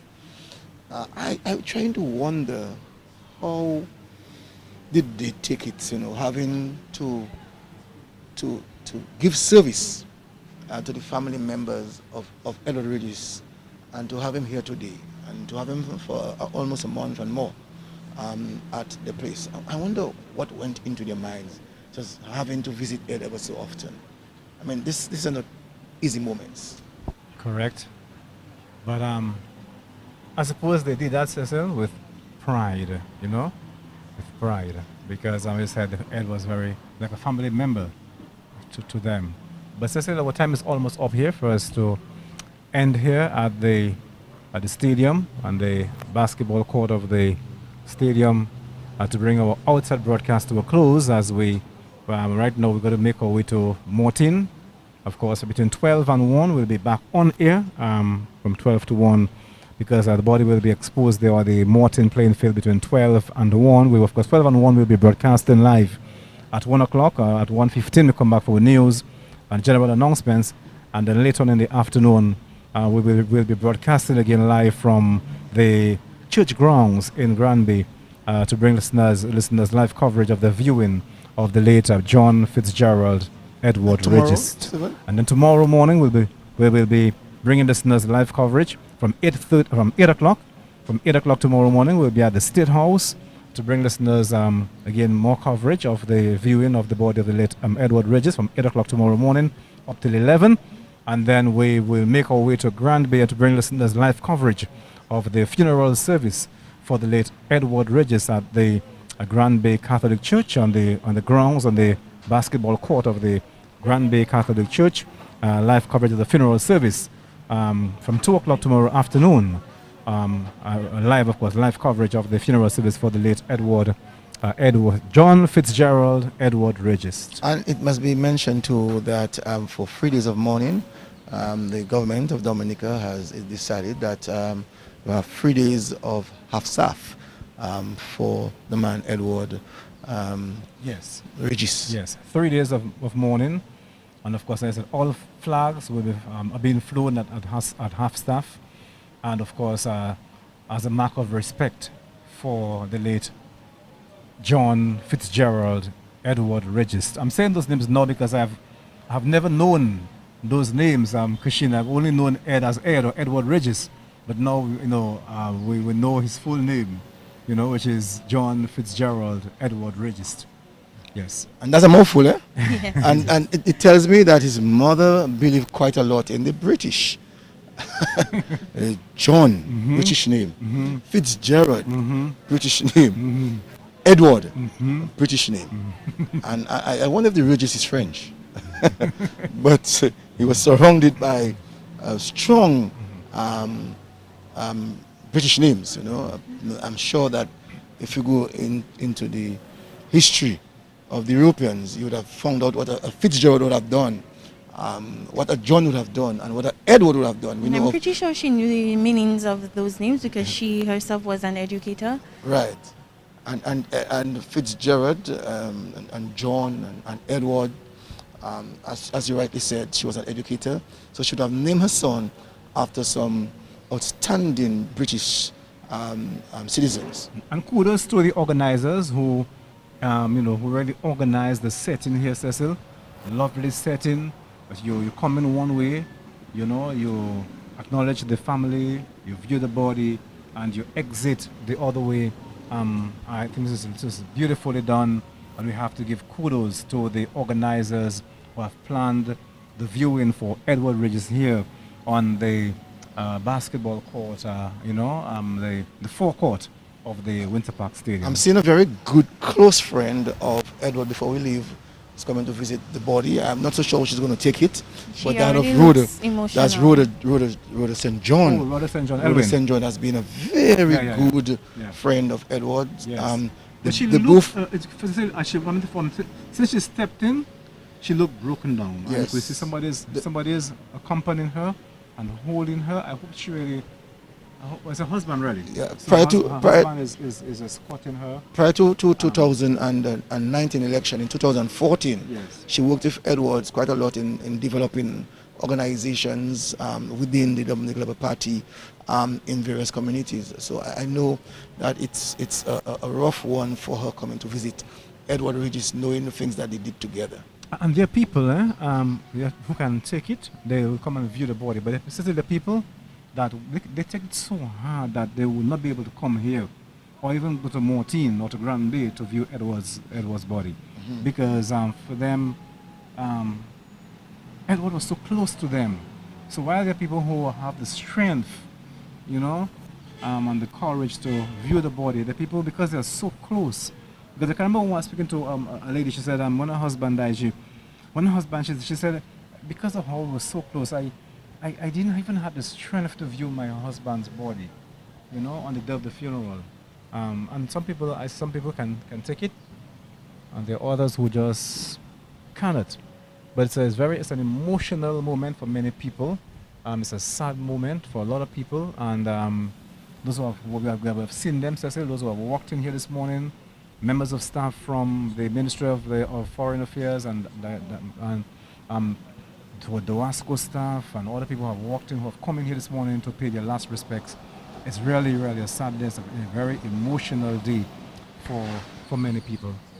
And again, we only want to extend our deepest sympathies and our condolences to the family, the friends, close associates of Edward Regis, and to the people of Granby. Yes, today is really a bright day, but a solemn day.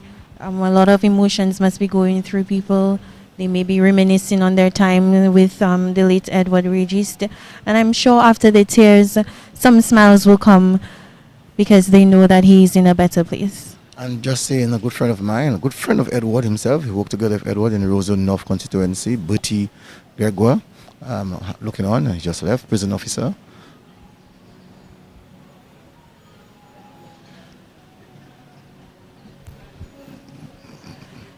Yes, so we are just winding down. The last few people are trickling in to pay their last respects on the first stop of 3 today.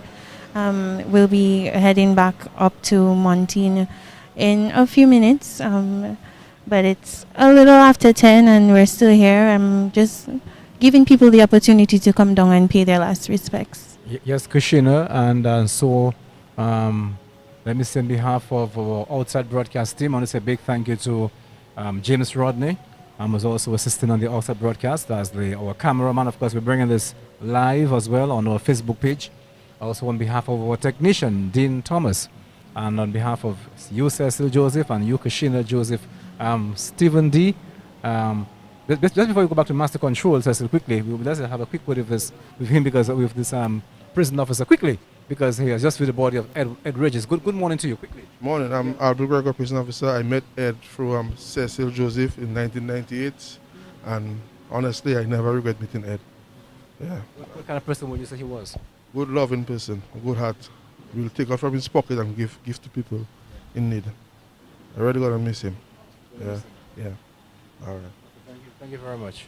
Wow, Edward, Yeah, and yeah. and he's in tears. So yes. yeah, it's time to say goodbye here. So on behalf of all our outside broadcast team, James Rodney, Dean Thomas, Cecil Joseph, Kashina Joseph, Stephen D, taking you back to Master Control and DBS Radio.